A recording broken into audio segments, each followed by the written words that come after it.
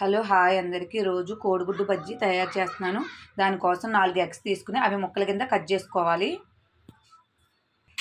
ఇలా మొత్తం అన్నీ కూడా చెక్కల కింద కట్ చేసుకోవాలి. మీరు కావాలనుకుంటే 4 బద్దల కింద అయినా కట్ చేసుకోవచ్చు. నేనైతే 2 బద్దల కింద కట్ చేశాను. కట్ చేసిన వీటిపైన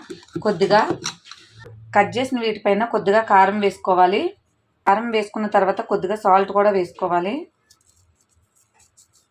కోడిగుడ్డు చెక్కల పైన కారము అలాగే సాల్ట్ వేసుకుని పక్కన పెట్టుకుని పిండి రెడీ చేసుకోవాలి.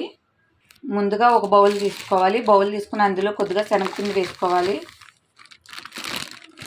శనగపిండి వేసుకున్న తర్వాత ఇందులోనే కొద్దిగా కారం వేసుకోవాలి.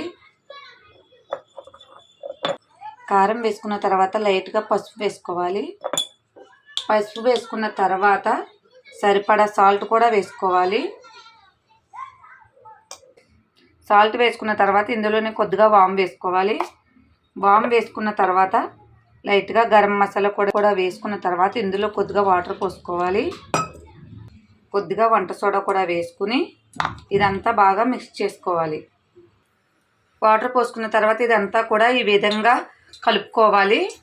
కలుపుకున్న తర్వాత స్టవ్ వెలిగించుకుని ప్యాన్ పెట్టుకుని ప్యాన్లో ఆయిల్ పోసుకుని ఆయిల్ బాగా వేడెక్కిన తర్వాత ఇలా కట్ చేసి పక్కన పెట్టుకున్న ఈ గుడ్డు మొత్తం కూడా ఈ పిండిలో ముంచుకుని ఈ విధంగా ముంచుకుని ఇది ఆయిల్లో వేసుకోవాలి. ఇలా మొత్తం అన్నీ కూడా వేసుకోవాలి.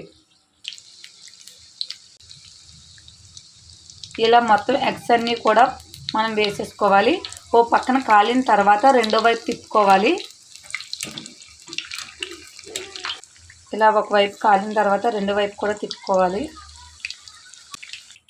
చూడండి, రెండు పక్కలు కూడా కాలిపోయిన తర్వాత ఎగ్ బజ్జీ ఒక ప్లేట్లో తీసుకోవాలి. చూడండి, ఎగ్ బజ్జీ రెడీ అయిపోయింది. ఎగ్ బజ్జీ రెడీ అయిపోయిన తర్వాత ఇందులో చివరిగా కొద్దిగా కారపొడి వేసుకొని తింటే చాలా అంటే చాలా టేస్టీగా ఉంటుంది.